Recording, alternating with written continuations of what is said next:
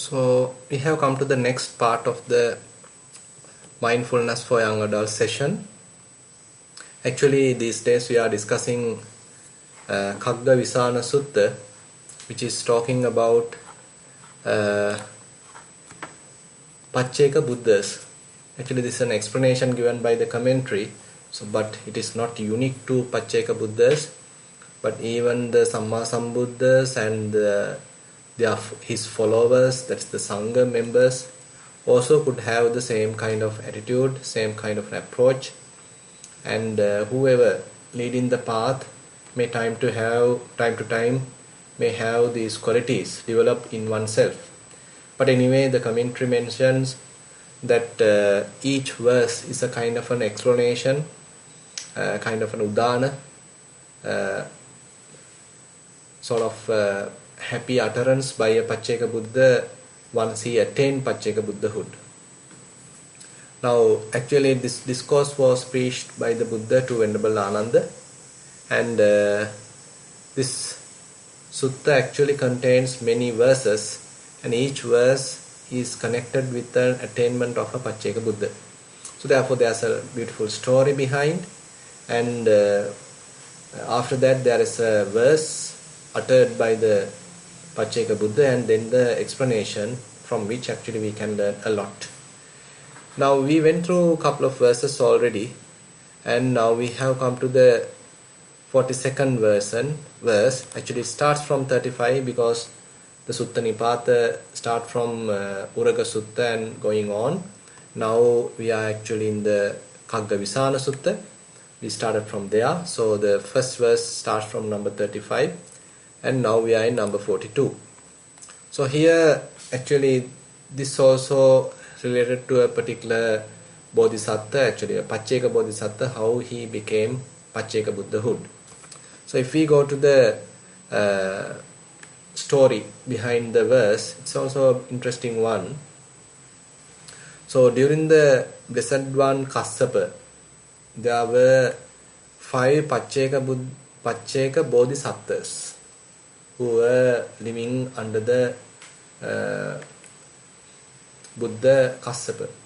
Before the Gautama Buddha, so there is several other Buddhas, and one of them is Kassapa Buddha. And under him, these Bodhisattvas were spending time as monks, and they were developing mindfulness in each and every activity for a long time. And by the way, they couldn't attain. So at the end of the life, they have born in the heaven realms. And on another occasion, once they are coming back to the human realm, so they got birth as kings. The eldest Bodhisattva became the king of the Varanasi, and the others actually became provincial kings.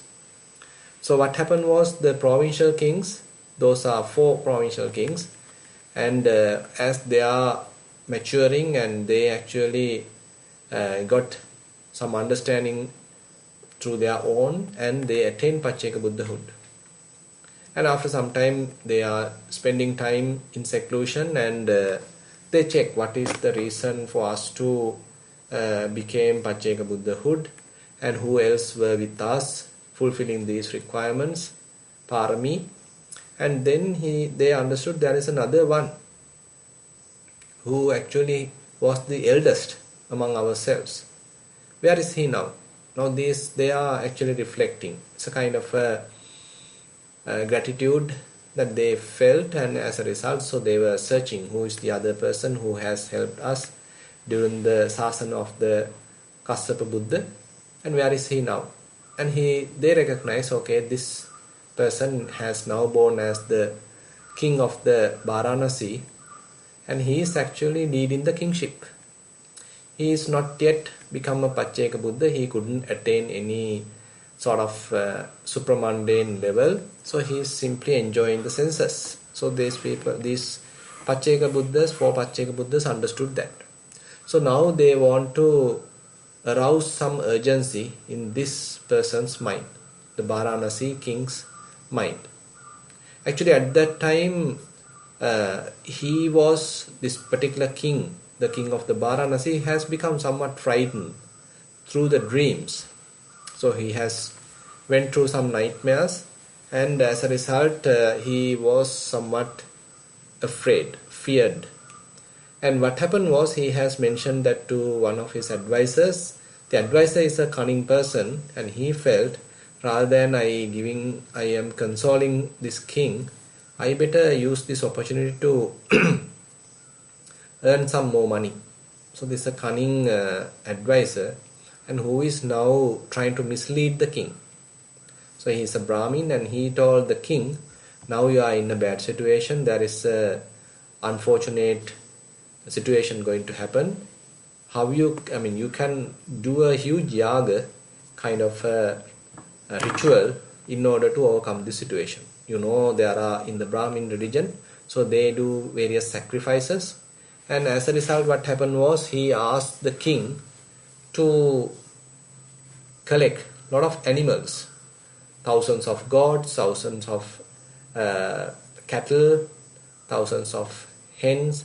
So likewise, various animals now being gathered to a huge area, and they are going to do a kind of a ritual by killing all the animals.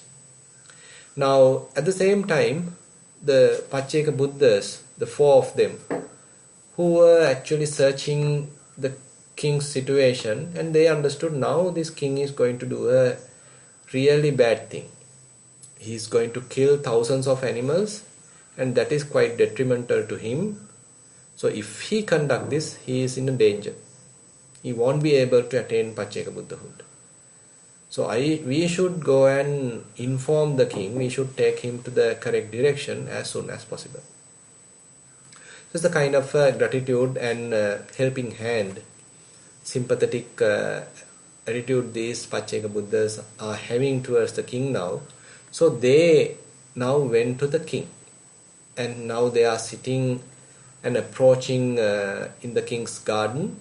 And at that time, king was looking outside, and king has noticed them. And once the king has noticed, immediately, so he got an affection towards these four Pacceka Buddhas, because so there is a huge previous link. They were all together during the Buddha Kassapa, and they were doing well, and they are companions, friends, good friends, and helping each other, and spend a lot of time in developing morality, concentration, and wisdom. So that affection, that companionship has aroused in the mind of the king, and immediately, therefore, king asked those Pacceka Buddhas to come to the palace. So he has sent a messenger and asked them to, or invite them to come to the palace. And once they reached the palace, so he offered them dana, some, food, alms. And at the end, now he's asking, who are you? So kind of a interesting question. Now Pacceka Buddhas, so they, rather than telling that they are Pacceka Buddhas, now they are giving an excellent answer. We are called those at home in the four directions. Kind of a puzzle that they answer through a puzzle. And then actually the king couldn't understand. So then he again asked, what does this mean, Bhante? At home in the four directions. What did you mean by at home in the four directions? Now there is a time for the Pacceka Buddhas to explain what they really mean. Mayanghi Maharaja mettang bhavema, karunam bhavema, muditam bhavema, upekkang bhavema, tena notang bhayang nahotiti. Now they are explaining. Now they are developing loving kindness, metta. They are developing karuna, compassion. They are developing mudita, altruistic joy. And they are developing upekka, equanimity, in all four directions, everywhere. As a result, there is no fear. Bhayang na hoti. There is no fear in ourselves. So as a result of that, we are called those at home in four directions. In one sense, so these Pacceka Buddhas are sort of encompassing all the directions with loving kindness. Now, the development of the loving kindness meditation is a kind of a joyful one. And how they do is that first you may sit in a comfortable position, and then keep yourself comfortable, and as a result of that comfort you feel little happy because now you are feeling at ease. So you come to the posture and establish mindfulness, and now you spread loving kindness towards yourself. May I be well, may I be happy, may I be free from any afflictions. Likewise, so you are feeling good, you are wishing yourself goodness, well-being towards yourself. So it's a kind of a refreshing feeling that you have. So you are doing it honestly to yourself. And once you are doing it well, so you feel comfortable further, you feel happy, you feel joyful, and there is no friction, and you are now in a very good mood, very positive atmosphere.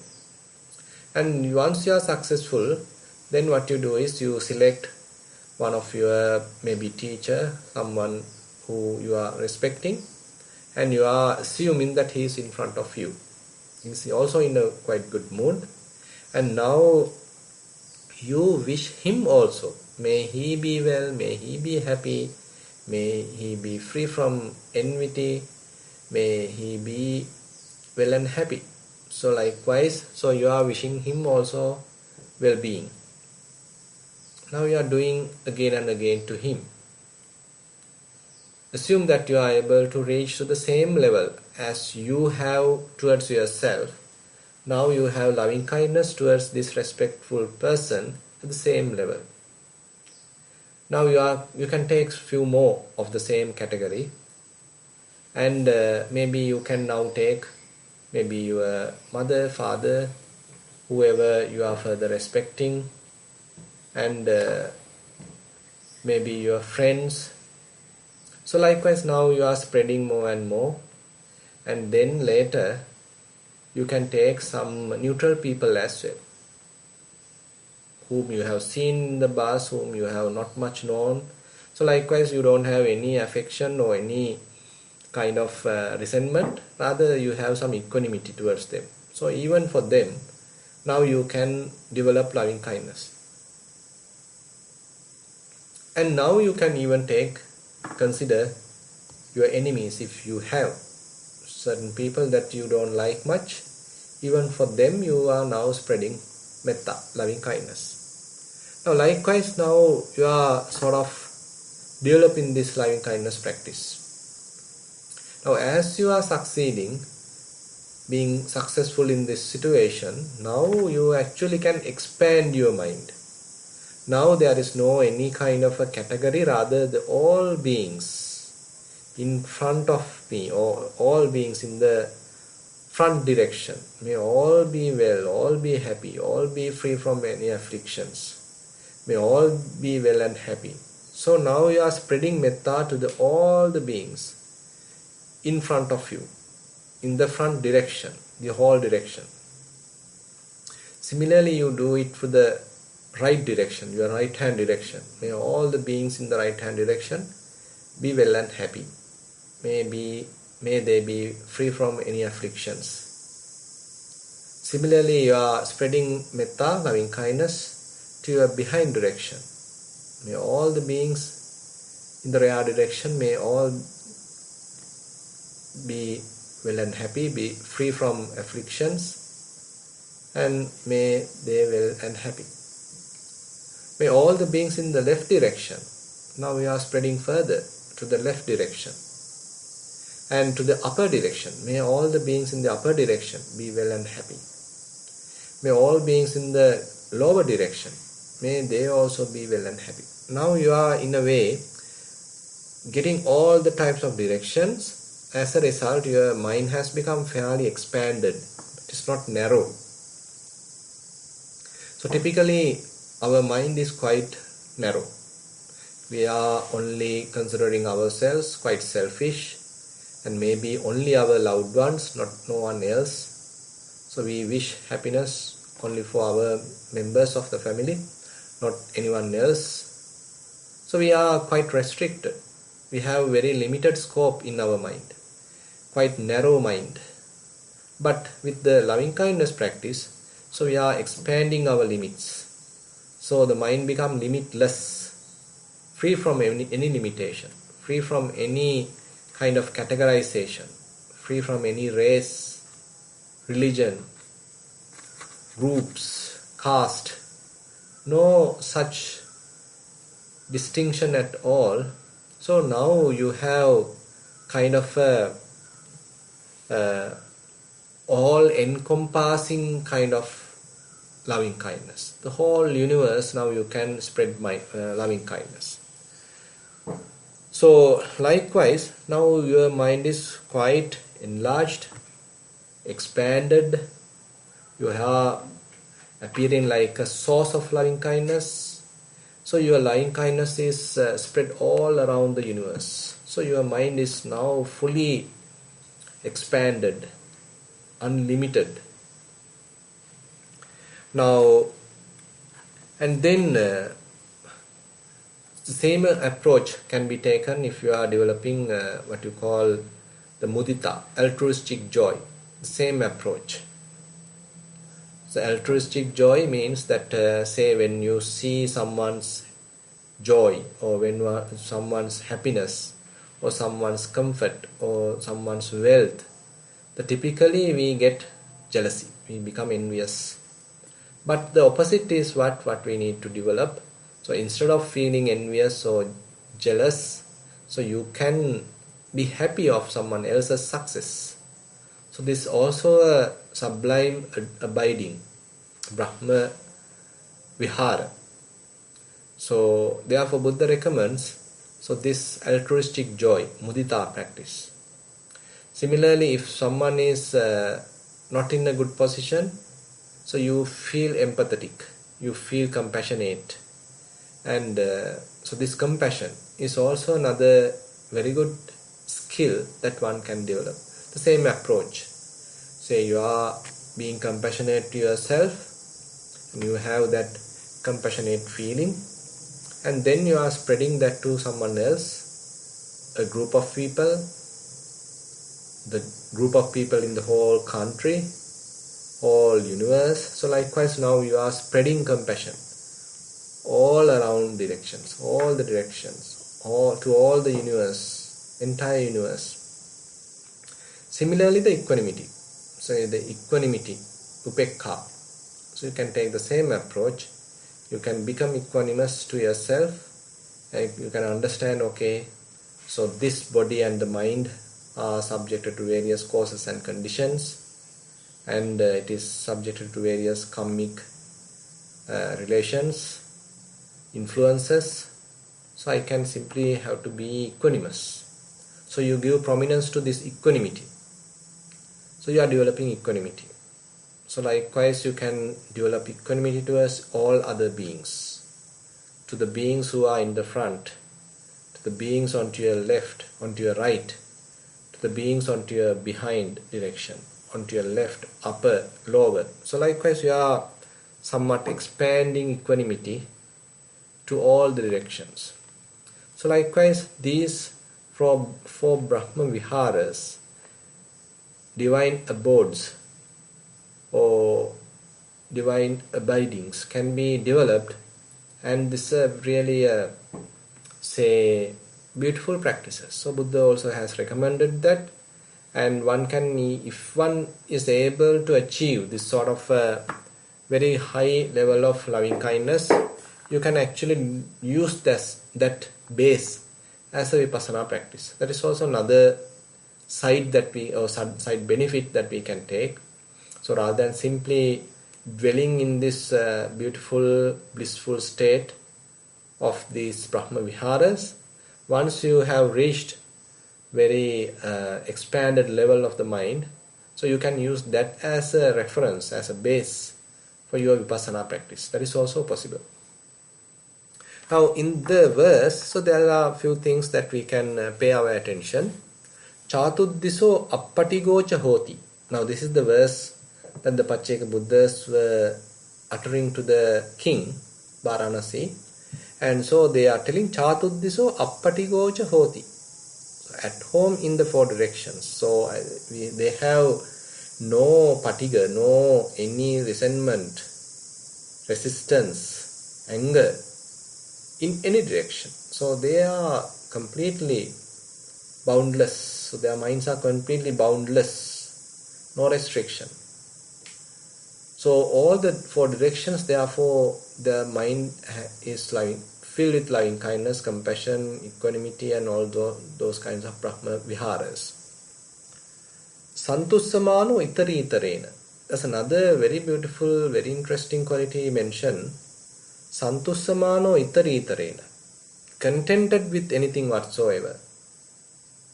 Now typically, as human beings, we are always unsatisfied. Always searching for something. So probably you have a car, you have a house, you have husband, wife, children, a good remuneration, maybe a good, say, wealth, already have, but still not feeling satisfied. Uno loko atitto tanha daso, Buddha mentioned. You feel somewhat missing, something is missing, still not fulfilled. So this is a kind of a, we can say, affliction we all have, kind of a shortcoming we all have.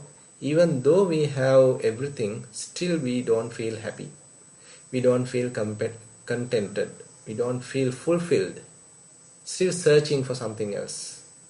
So this is the kind of a driving force of tanha, craving. But the opposite is something that we have to develop. Santutti paramandana. Buddha mentioned that the contentment is the best wealth. So here these Pacceka Buddhas are also emphasizing Santuttamano, Santussamano, Itaritarena. So they are quite happy, contented with what they have. So they are not going after various requisites, expecting more and more pleasure, kind of sensual pleasures, not going after luxurious items. Rather, they are quite satisfied with what they are having. So it is not only for the Pacceka Buddhas or monks, rather even with the lay people. So if you are in a constant struggle to going after various luxuries or various requisites, so you will be sort of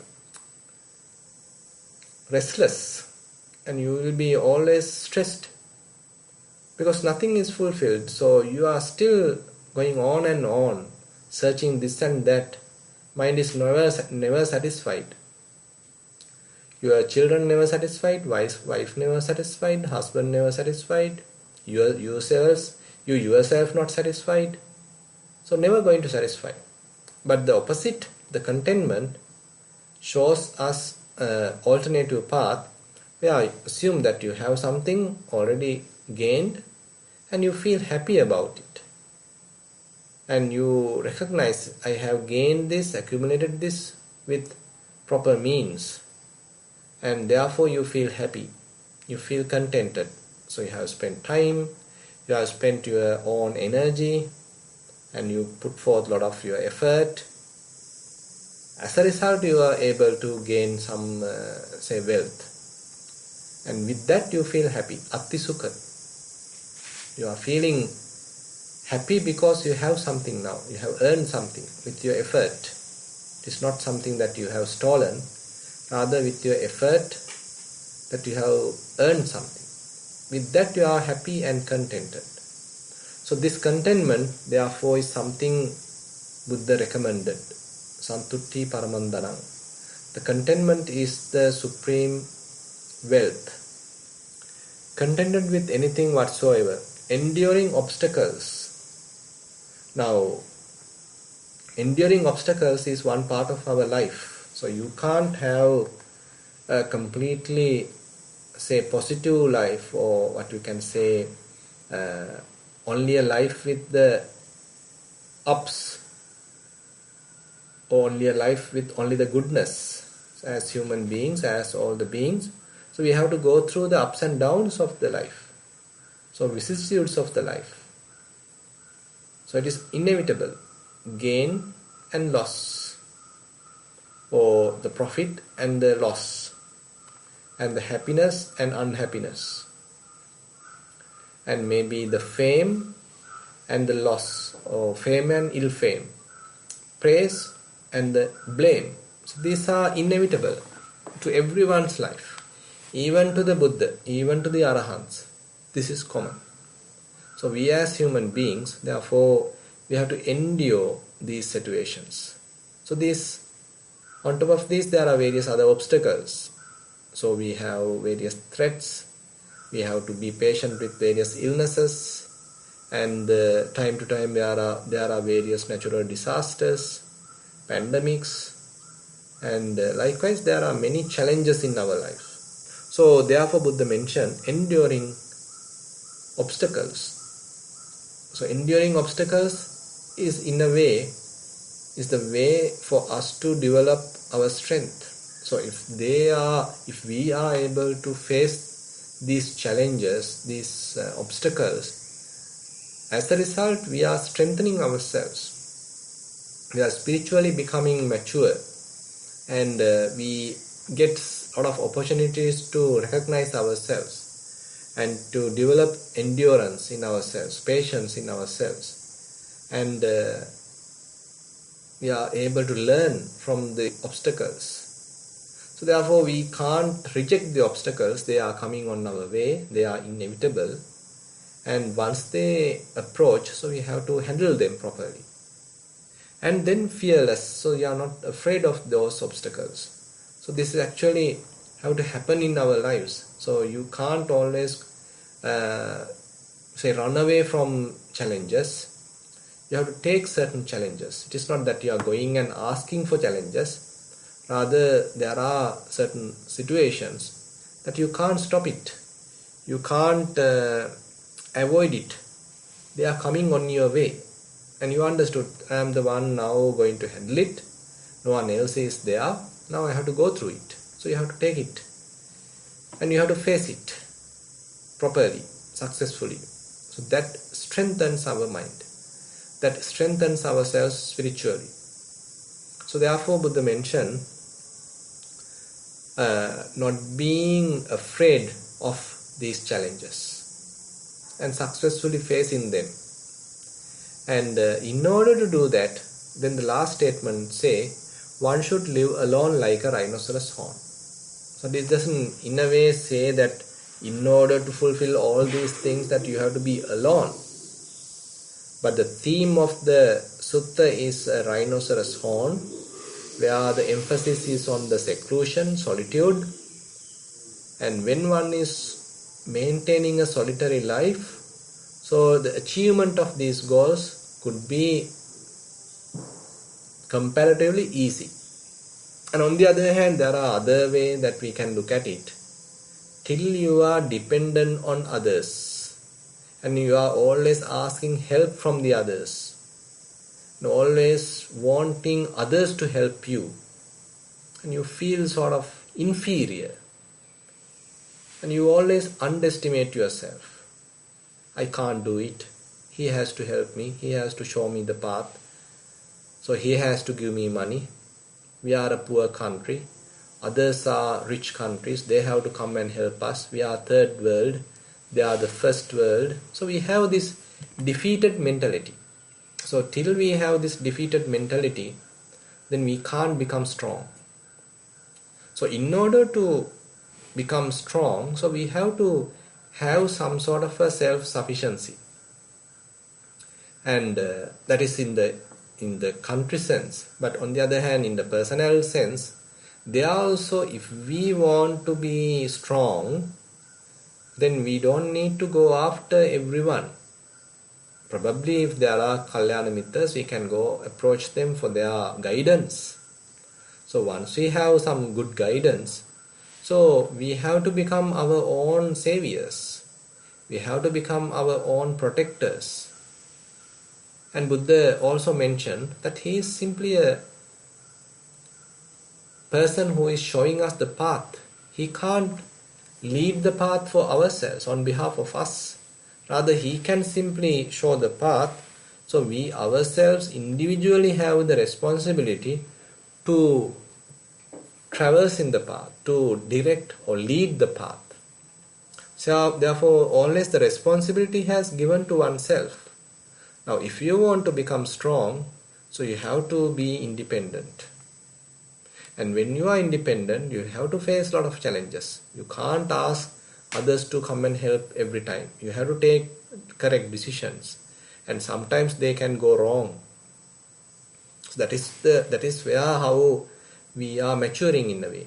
So you can't go every time following your parents. You can't always ask help from your parents.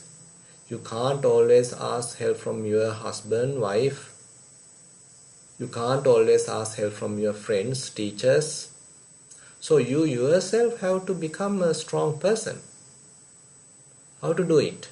So one option is to become alone, to have some solitude. You may be spending a family life, but time to time you have to have a seclusion, inner introspection. You are looking at yourself. Where am I? How is my mind state? How is it handling the situations? Is it capable of enduring the upcoming challenges, obstacles? So am I successfully handling the challenges? So likewise, you have a kind of an introspection. So that actually helps us to develop ourselves. So therefore, it recommends Eko Chare KhaggaVisana Kappu. One should live alone like a rhinoceros horn. So these are very interesting and sort of maturing kind of verses, helping us to look at in different angles rather than always becoming with a defeated mindset, to have kind of a, in a way, kind of a personality, strong mindset to face the challenges. And today's verse therefore is encouraging that kind of atmosphere in ourselves so that we can handle any kind of a situation. So with that note, I like to conclude today's Dhamma sermon. Now I open the session for questions.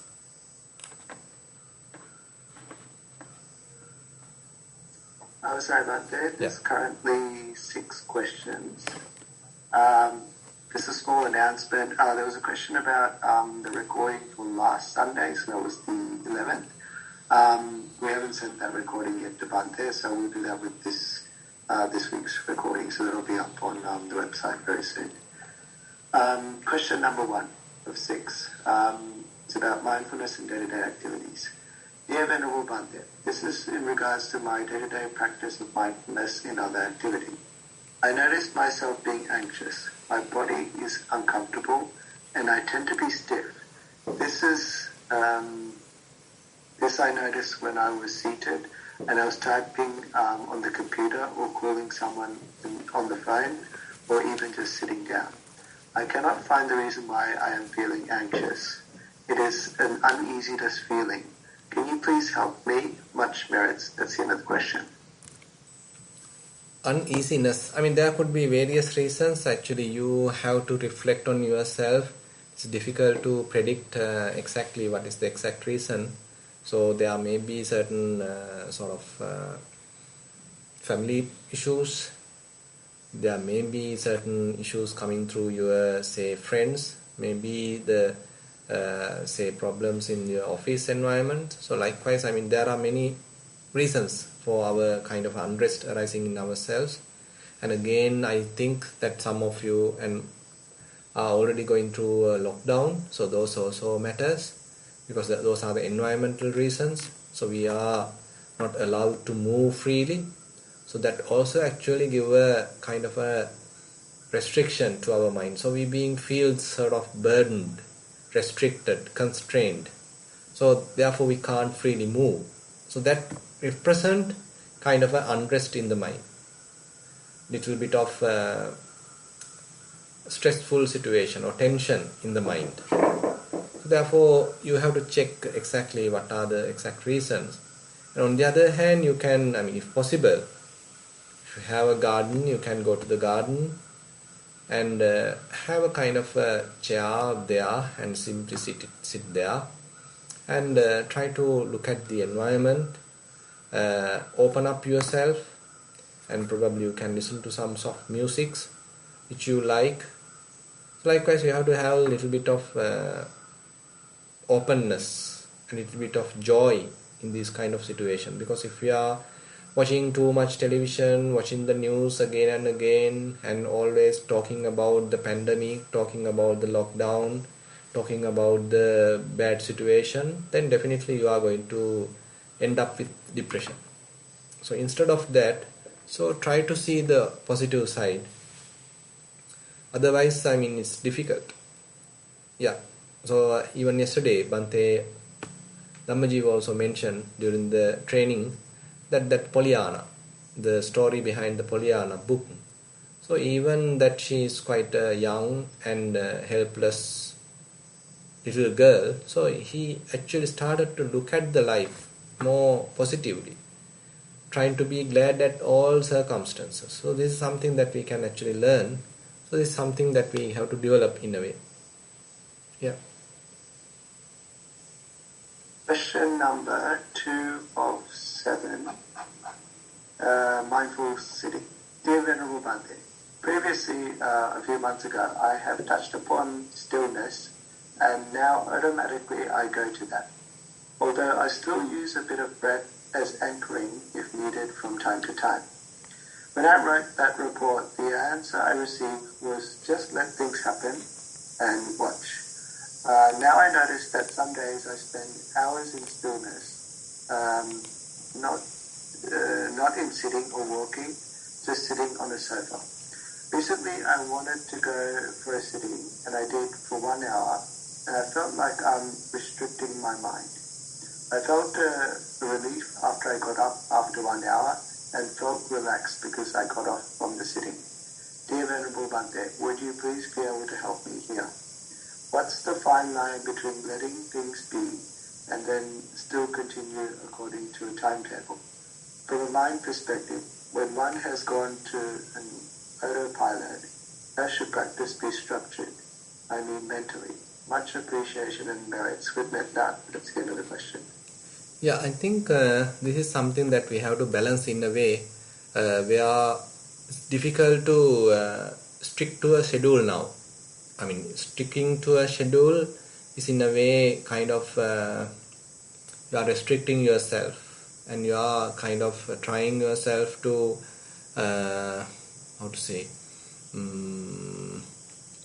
have kind of a frame to restrain. But here, as you are developing Chittanupassana, Dhammanupassana, even to have kind of an unassociated state of mind, Anisthita state. So as you are reaching and developing that state, so you have to let things happen, and even your sitting schedule has to be flexible. So it is not that you are strictly following the schedule, rather you are meditating, but as it comes, depending on the circumstances. And it is not a kind of losing your practice, rather you are now embracing the whole life as a practice. While walking, you are practicing. While staying or waiting for someone, you are practicing. While going through a bus, you are practicing. While traveling by train, you are practicing. While talking with another person, you are practicing. While having your meals, you are practicing. There is no time that you are not practicing. So the whole life has become a platform for you to practice. So therefore, strictly following a particular schedule is not the approach. Rather, you are expanding your practice to the whole situations of the life, daily activities. And you are now searching whether am I able to maintain kind of a relaxed mind, stress-free mind, non-grasping mind in these situations as well. While I am waiting for a bus, am I able to maintain such relaxed mind? While I am talking to someone, is it possible? While I am eating, is it possible? So likewise, it's a matter of expanding this skill, developing this skill to the other areas. So therefore, likewise you have to develop. So that is the approach that we have to take. Question number 3 of 7. General question. Dear Bante, thank you for this wonderful session, and we are fortunate to learn from your practical experience. I have a question regarding last week's clear comprehension explanation. You have explained quite well what clear comprehension means and how it connects in the practice. In addition to that, can you specify some places or experiences in practice, mainly when we are doing sitting and walking, where we can identify this is mindfulness, this is clear comprehension in a practical, distinguishable way? That's the end of the question.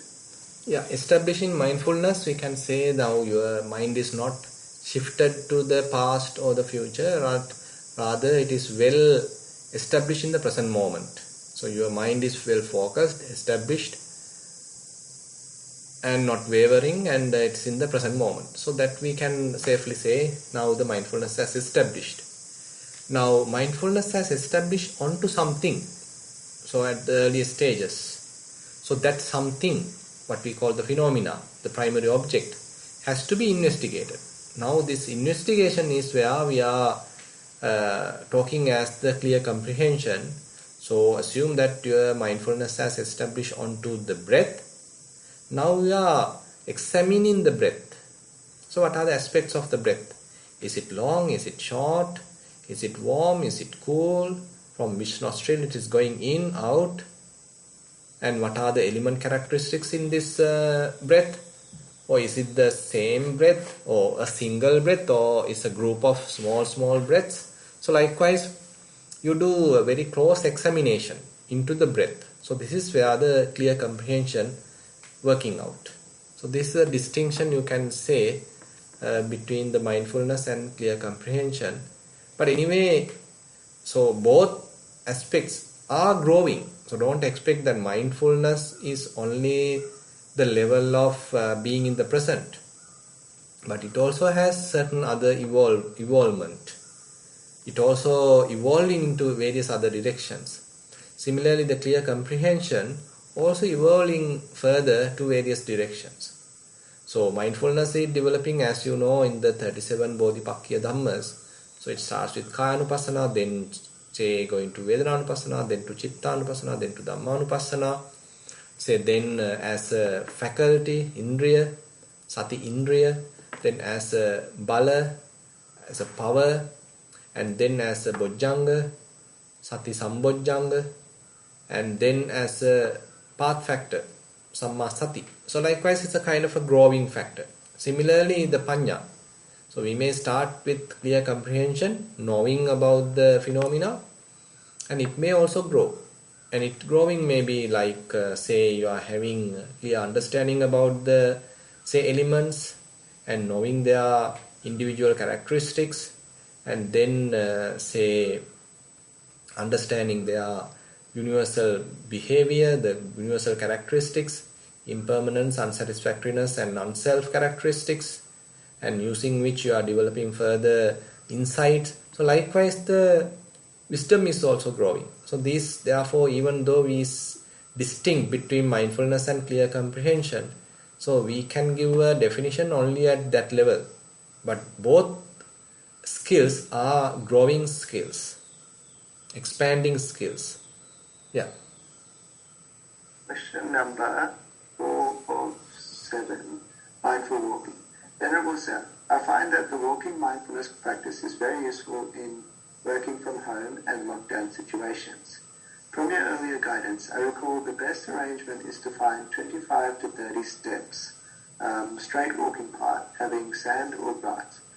I'm trying multiple areas within and outside of the house to do walking. Much better if you can highlight limitations of issues with the following scenario. So there's 4 scenarios. Number 1, if the walking path is too short, example, only 10 to 12 steps, which is less than 50% of the normal path. Second one is if there is no stop and turn around when walking, example, when in a playground or pedestrian walk where it is difficult to turn back. What is the exact use of stop and turn? Number 3, if the path is continuous and circular, an example, playground. Thank you for your valuable guidance. That's the end of the question. There are actually, we can say, like, say if you are walking in a playground, say going around and around, I mean, there is no huge difference. I mean, there are no huge disadvantages. Only thing is that in a prepared walking path, so you feel comfortable and your mind is in a somewhat restrained environment, and it's easy to develop concentration, less distractions, and you are well focused to the task. But on the other hand, when you are continuously moving through various, say, streets and maybe around the playground, so there are other things also that you have to pay attention. So you have to cross the roads, you have to allow others to pass by, and say you have to allow vehicles to go, because you are moving or you are going through a walking path in a city or village. So that's different. So your attention has somewhat distracted towards those activities. And similarly in the playground, so if there are no others, others also fine, and having them also fine. But for a beginner it could be more distractive. But once you are becoming somewhat skillful in the practice, you should be able to handle these situations. Even in the, say, playground, you may be able to develop mindful walking. And on the other hand, as we discussed earlier, so if one is able to achieve some amount of non-grasping state of the mind, so then, I mean, there is no big difference. Because either you move in your own, say, walking path, or you are freely moving through a, say, country road, or you are moving through a, say, busy road. So still your main concern is guarding the mind. You are watching the mind. It is not the steps that matter. You are not searching for any, say, element characteristics to your foot. Rather, you are now watching the mind, even though the body is walking. So such a different approach is also there as you are developing. So it depends on your practice, actually, we can say. Question number 5 of 7. General question. Dear Swami Mansa, can you explain a bit about the 4 bases of psychic power and if it is an essential part of our practice? They've given it in Sinhalese. I'm going to send it here. Okay. But I think there's a Iddhipada. Chanda, Chitta, Virya, Vimansa. Yeah, Hatara Iddhipada. 4 types of, I mean, we are telling the English term as, what's the English term given, Chatu? English term? Sorry. Well, they say bases of psychic power. I don't know. Psychic powers. No, psychic powers is not the correct term. There is another somewhat practical term referred by Bhikkhu Bodhi. I can't exactly remember, for Iddhipada. So these actually are the ones who are capable of fulfilling our task. So, say for example, you are a person who is keeping effort as the best, say, skill in yourself. So, as different people, we all have different kind of qualities in ourselves. A certain person is quite determined to do whatever the thing that he is doing. Say you are giving a kind of a target for someone. then he is taking it quite seriously. He is quite determined to achieve it. So this determination is one aspect in our life. And to another person, you are giving kind of a desire. So you should become a doctor. You should become an engineer. You should become a teacher. You should become a scientist. So likewise, you should attain Sotapanna. So there's a kind of a whatever, either it is mundane or supramundane. You can keep kind of an ambition, kind of a desire in front. So I should attain this. So it's a kind of a desire driven. And on the other hand, there are other approach, that is the wisdom approach, where you want to really see whether it is correct. So if I now come back to the Dhamma, so Chanda is the desire, where you want to become a Sotapanna. So there's a desire to become. So you are driven by that desire. So it's a good desire, by the way. So this kind of a desire is necessary for us to motivate ourselves. So therefore it is called Chanda Iddipada. The interesting part in the Dhamma is as you are achieving more and more, the desire become weaker and weaker. It's an interesting task. So to give you a simple example, so Venerable Ananda is explaining this to one Brahmin. So he asked from the Brahmin, now when you want to see me, there is a desire. So therefore you have that desire, and with that desire you came to the monastery. And once you come to the monastery, so that desire has appeased. Now it has become peaceful. There is no more desire because you have fulfilled the desire. So therefore this is called Chanda Iddipada. And there's the other one which we call effort, virya. So as I mentioned, certain people are quite effortful. So they have a relentless effort. There are various obstacles coming on their way, they are somehow overcoming them. So they are reaching the final goal with effort. So therefore it is called virya iddipada. And then some others are quite determined to fulfill their task. So determination is there. So that is called chitta iddipada. And the other ones, they want to verify it. They want to investigate the path. So there is path mentioned by the Buddha. There are monks preaching it. There are books explaining it. Is it true? Is it possible to achieve it today?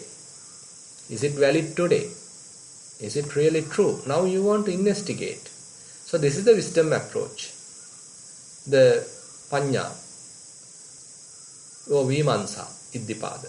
So therefore these are actually time to time all four actually in the same person's mind also. Time to time different Iddipada may sort of take the upper hand. But in overall, people have different, characteristics, approaches, and depending on that, therefore it is mentioned, these four Iddipadas are helping us to fulfill our objective, our goal. Yeah. Question number 6 of 7, mindful sitting. Bhante, with reference to the guided sitting today, once the mindfulness is established, similar to your guidance, is it beneficial to check the status of the mind in terms of the hindrances? Example, being aware and knowing that there is no such hindrances in the mind. With metta, that's the end of the question. Yeah, no problem at all. Yeah, you can certainly check, because typically in the mind guided sitting, so we don't give, can give of course, but today actually I didn't go to the feelings or the watching the mind, rather we restricted to the body, but definitely you can do it. So if you are able to establish mindfulness and you are confident, you are a somewhat experienced practitioner, you have gained some amount of mindfulness already, clear comprehension already, so then definitely you can look at the mind, no harm. Question number 7, this is the last one. General question, there's 2 of them here. Dear Bhante, thank you for the Dhamma sermon. I have 2 questions. Number 1, how often should one practice metta meditation? Should it be done as part of walking and or sitting meditation? Number 2, in what ways does loving kindness towards sick people help them? Is there anything in particular we should meditate on for unwell people? With metta, that's the end of the question. So basically this loving kindness is part of the what you call Satara Kamatahan, the 4 guardian meditations. Say 4 guardian meditations are introduced traditionally. Those are in a way supports to our practice. Metta, Metta, Asubha, Maranasati and Buddhanusati. Loving kindness, contemplation on the depth, reflecting about the Buddha's qualities, and the reflections about the loathsomeness of the body. So I think you already have known these things. So actually loving kindness helps us to overcome anger, thoughts of ill will in ourselves. So I mean, if in case you feel that your say mind is not settled and it's going through some resentful thoughts, ill will towards someone, and not in a good mood, so then of course loving kindness meditation is quite helpful, because immediately practicing anapanasati on such situation may not be successful. So taking yourself to the middle, to have a kind of an equanimous mind before starting the anapanasati, mindfulness on breathing, so you can practice loving kindness. So therefore typically you can check your state of the mind. Suppose you had a bad day, you had a lot of arguments during the office, went through a lot of difficulties, so you are not in a say happy mood. On such situation you can actually practice loving kindness, or you can practice reflecting the qualities of the Buddha, Buddhanusati, so that again your mind become happy in a positive atmosphere, feeling calm, enjoying, and sort of you are now coming to the positive atmosphere. So then you can start anapanasati. And what's the other question, Chatu? The second one was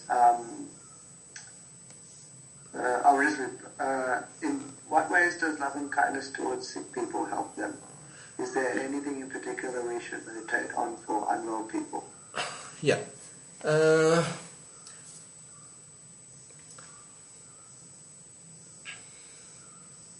So this also may help, because sometimes these people may go through various difficulties due to their say karmic problems, karmic issues, and certain unseen issues also could be there. So if you are spreading metta towards that person, so that also may help.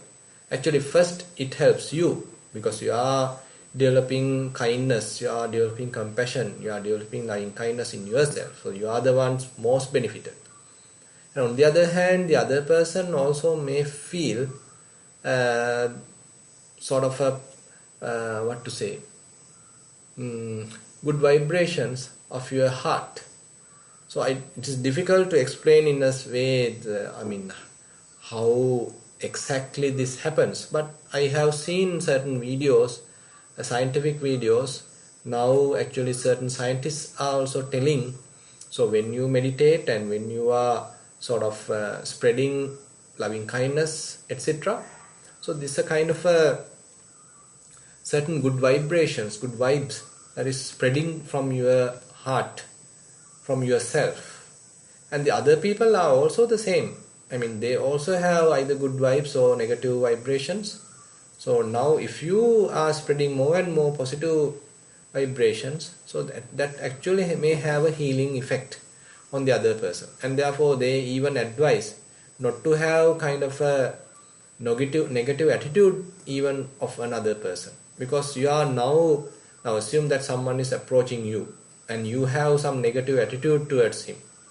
So that actually represents through the vibrations in yourself, and that actually sort of deteriorate the relationship, and you are not allowing the other person to enter yourself. accommodating him in your space. But on the other hand, if you have an open attitude, you are ready to accommodate, then you have some positive vibrations spreading, and therefore the other person has opportunity to develop, to correct himself. So likewise, scientists are also now explaining it in different angles, and I think this is why Buddha also has mentioned, and you know that the Karaniya Metta Sutta was chanted in a sort of fearful environment where the unseen deities are not happy about the monks residing, and the Buddha actually asks monks to recite loving kindness and practice loving kindness and recite loving kindness sutta, Karaniya Metta Sutta. As a result, everybody become friendly, and that sort of a thing has happened. So the same there is kind of a positive effect on loving kindness, compassion towards the other person who is the sick person also, and we have to take it in that sense. Yeah. But there's one more question. It's a very short one that's come in. Do we have time? Yeah, no problem. Okay. General question. It's a good one. Dear Venerable Bhante, in the Rhinos Sutta, we hear only males becoming Pacceka Buddhas. Does that mean females don't become Pacceka Buddhas? With metta, that's the question. We'll see in the upcoming verses. If I found a female, I'll let you know. Still, I think we didn't come across. We'll see. I'll make it my own opinion. I find men are the worst meditators. Females are much better. Yeah, that's true. So, they meditate this life as females, and when they are attaining Pacceka Buddhas, probably they may born as a male.